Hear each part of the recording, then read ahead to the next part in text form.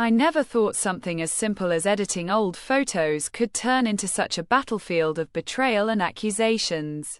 Yet here I am, questioning myself, my family, and even my memories.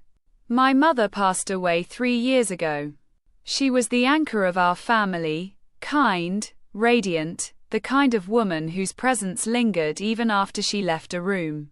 But here's the thing, she hated photos. She always thought she looked tired, older than she was, or just not good enough. So our family albums were filled with half smiles, awkward angles, or moments where her eyes were halfway closed. When she died, those pictures became all we had. And I couldn't help it. I wanted to remember her as the vibrant, beautiful woman she was to me, not the insecure woman she thought she looked like in photos. So, I started editing. At first, it was small things. I brightened the colors, smoothed out wrinkles, removed the dark circles under her eyes. But soon, I went further. I reshaped her face ever so slightly, made her smile wider, her posture straighter. Eventually, I even merged her into photos she was never in. Family trips she'd missed because she was sick, birthdays where she was too tired to attend. In my heart, I thought I was honoring her. I thought I was preserving the essence of who she was, not just the flawed snapshots. But when I shared these photos at a family gathering, the reaction was nuclear. My sister stared at one, then another, then turned to me with horror. "What the hell did you do to Mom?" she snapped. I tried to explain. I just wanted us to remember her happy, not tired, not sick, but my brother cut me off, his voice shaking with anger. "These aren't real. You erased her. You didn't preserve her memory, you rewrote it." Suddenly, the room erupted. Cousins, uncles, even my dad weighed in. Some said they understood, that they liked seeing her more alive in those pictures. Others called me cruel, accusing me of disrespecting her legacy. That night, I went home and stared at the folder of photos on my computer. To me, they looked perfect. She looked perfect. The mother I remembered, the one who danced while cooking, who laughed until tears rolled down her cheeks, who was stronger than life itself, was there in front of me.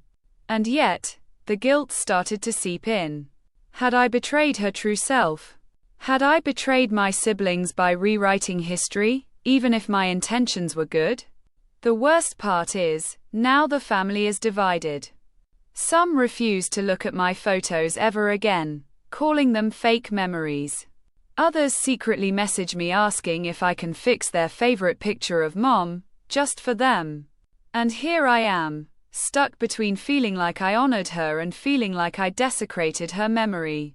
So I keep asking myself, am I truly the asshole for editing and completely changing the only photos left of my late mother?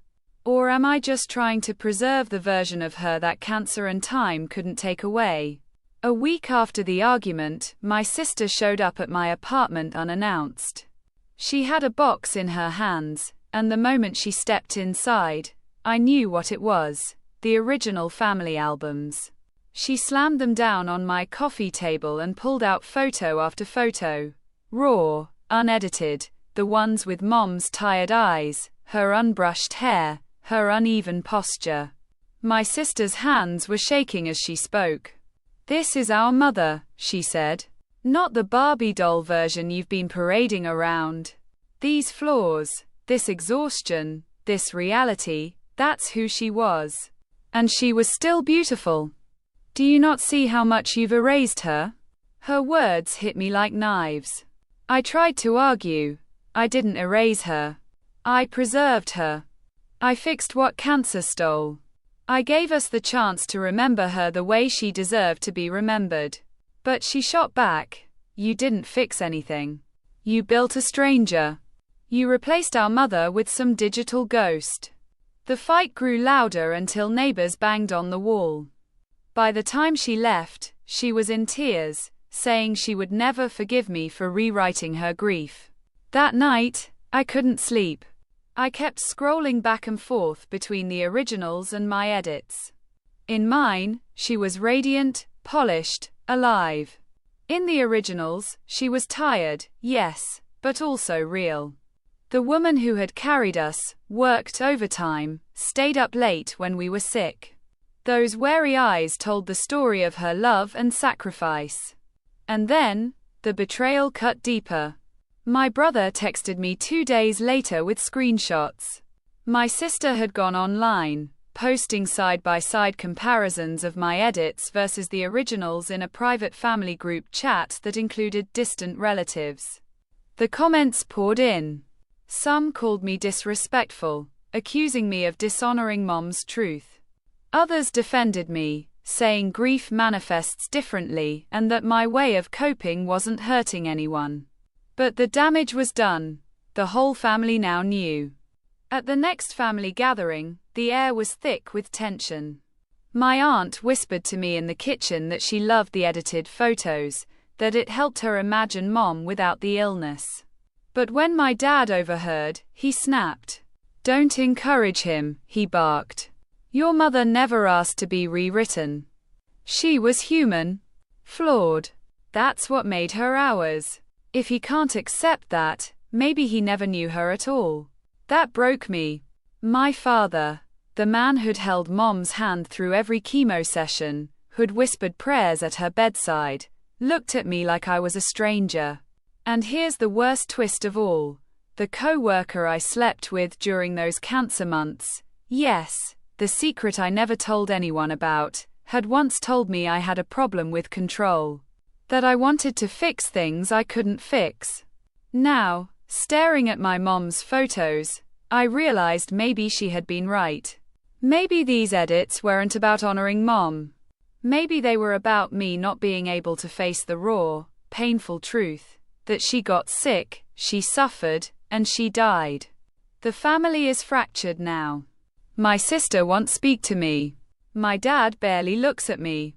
Some cousins still send me quiet requests to edit their copies, but they beg me not to tell anyone. So now I'm stuck. Was I a grieving son trying to preserve beauty in tragedy? Or was I a selfish child who betrayed his family's grief and his mother's memory because I couldn't handle the truth? Sometimes, I look at the untouched photos, her wrinkled hands, her hair thinning, her tired eyes, and I realize something painful. Those weren't flaws. They were proof of her strength. They were her story. And by changing them, maybe I betrayed her more than anyone else. A month later, after the family drama had exploded and most of my relatives either stopped talking to me or only spoke in clipped, tense sentences, I thought maybe things had finally quieted down. At least, that's what I told myself. But then one evening, while I was eating dinner, my wife sat down across from me with her phone in her hand. Her face was pale. "We need to talk," she said. My stomach dropped instantly. Those words never mean anything good. She turned the screen toward me, and there it was, the very same side-by-side comparison my sister had posted. My edits against the originals? She'd been added to the family group without me realizing it. She scrolled slowly through the angry comments, then locked eyes with me. "I have to ask you why." At first, I fell back on my usual explanation. I told her I wanted to protect Mom's memory, that I couldn't bear seeing her weak or sick, that the edits were my way of holding on to her. But she didn't look convinced. She leaned forward and said, "No. I think it's more than that. I think you can't stand things you can't control. You couldn't stop the cancer. You couldn't stop her dying, so you rewrote her. You edited away the reality because it was too much for you." Her words hit like a hammer. Because they weren't just about the photos, they were about me. And she wasn't done. "Do you realize what you're doing? You're not just changing photos. You're changing your memories. You're trying to rewrite history so you never have to face the parts that hurt. But that's not love, that's denial." I wanted to argue, to shout that she didn't understand. But deep down, I knew she was right. She reached for my hand then, softer now. You think you're honoring your mom, but you're really dishonoring her struggle. She wasn't just radiant. She was tired, yes, but she fought every single day. Those flaws you erased, they were her proof of strength. Her story. You didn't protect her, you erased her humanity. The silence after that was unbearable. For the next few days, I couldn't stop thinking about what she'd said. Every time I opened the edited photos, they felt hollow, plastic, like mannequins wearing my mother's face. But the originals, messy, imperfect, raw, suddenly looked more alive than ever. And then the worst betrayal revealed itself. I realized I hadn't just betrayed my mother's memory. It betrayed my family's grief too. It told them, in my own way, that their pain wasn't valid, that their truth wasn't enough. The fallout only got worse. My sister told me she never wanted me handling family archives again. My father said he didn't recognize the man I'd become. And my wife, she still loves me. But now there's a wall between us, like she's afraid I'll rewrite parts of our life together when things get hard. And that's when it hit me. Maybe this isn't about my mother at all. Maybe this is about me being terrified of imperfection, terrified of reality. Maybe I'm not just editing photos, I'm editing people, editing relationships, even editing myself. Now I'm standing at a crossroads. Do I delete every single edit and show my family I accept the truth, or do I keep them hidden? Clinging to the only version of my mom that doesn't make me fall apart. Because here's the real betrayal. I don't know if I've betrayed my mother or if I've betrayed myself.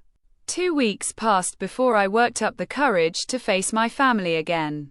Every message notification I got from the group chat made my stomach twist, and most of them weren't even directed at me anymore.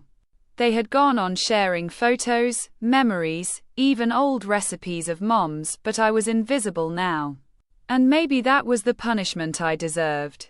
But then, one evening, I opened my laptop and stared at the folders I had made, one full of my perfected edits, the other full of the raw originals. For the first time, I clicked into the originals and forced myself to sit with them, one by one. There she was. Mom with tired eyes, sitting in the hospital bed, clutching a blanket I had brought her. Mom at Thanksgiving, hair thinner than ever, but smiling through it anyway. Mom with dark circles under her eyes, holding a pie she'd baked even though she barely had the strength.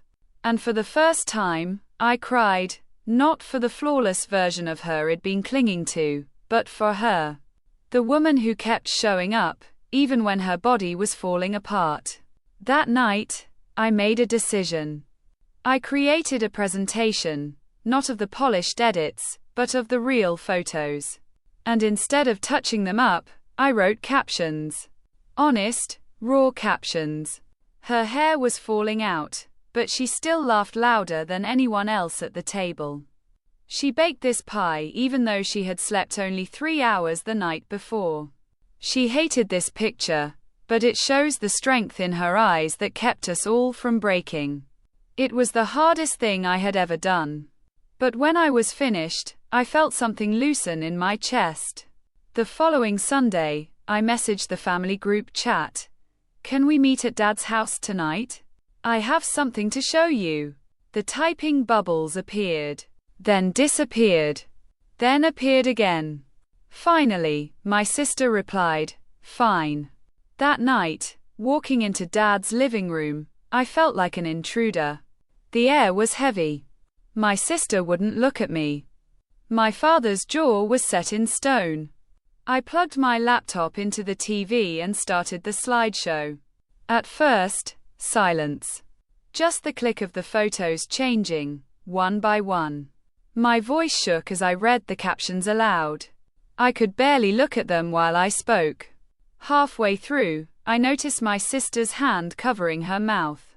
Tears streamed down her face. My father sat with his arms crossed, but his eyes glistened. And then, when I reached the last photo, Mom in the hospital, pale, frail, and exhausted beyond measure, I whispered, "This is the photo I hated the most." I wanted to erase it. I wanted to make her beautiful again. But now I see she was beautiful here too. Because this is who she was. A fighter. A mother. Real. Strong. Ours. When I finished, the silence felt unbearable. But then my father cleared his throat. He looked straight at me, his voice breaking as he said, "That's the woman I remember. Thank you for finally seeing her." My sister stood up and walked over to me. She didn't hug me, not yet, but she put her hand on my shoulder. That was enough. For the first time since the fight, I felt like maybe, just maybe, I hadn't lost them forever. Still, the guilt hasn't disappeared. It lingers, gnawing at me, whispering that the betrayal can't simply be undone by a slideshow. My wife was right. I have a problem with control, with imperfection, with grief. And if I don't face it, this pattern could destroy more than just memories. It could destroy every real connection I have left. The night ended quietly. Nobody said I forgive you. Nobody promised we were okay. But there was a shift, subtle but real. Now I lie awake wondering, did I take the first step toward healing, or is it too late, and the damage I did will always stain my mother's memory in their eyes?